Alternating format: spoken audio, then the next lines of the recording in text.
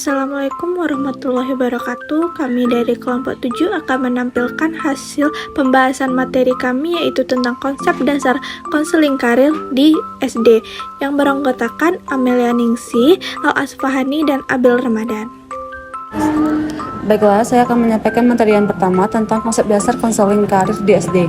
Konseling karir di SD berfokus pada membantu anak-anak memahami minat, bakat, dan nilai-nilai mereka, serta memberikan pemahaman awal tentang berbagai pilihan karir yang mungkin cocok untuk mereka di masa depan.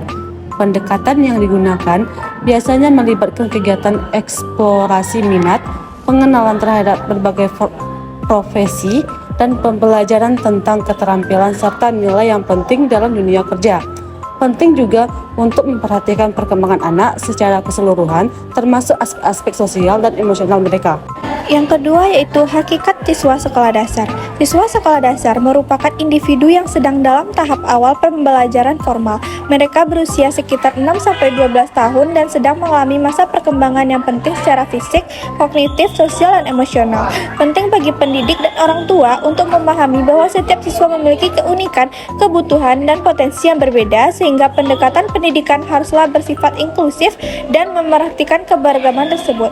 Selain itu, pendidikan dasar juga merupakan fondasi yang penting dalam membentuk karakter, nilai, dan keterampilan yang akan membantu siswa dalam kehidupan mereka di masa depan. Yang ketiga, tujuan konseling karir di sekolah dasar.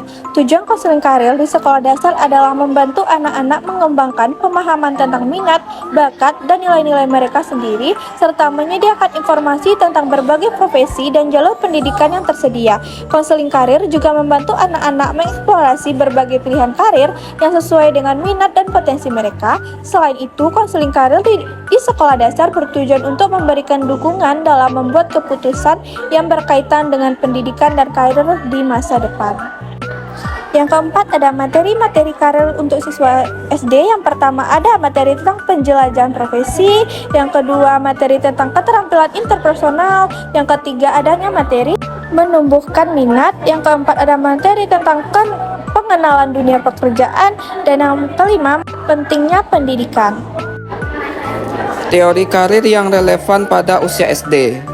Pada usia sekolah dasar, teori karir yang relevan termasuk pengenalan terhadap berbagai profesi dan pemahaman tentang minat, bakat, dan nilai-nilai pribadi. Beberapa pendekatan yang digunakan dalam konteks ini adalah pendekatan eksplorasi dan pendekatan pengembangan minat serta pengetahuan tentang profesi-profesi yang ada.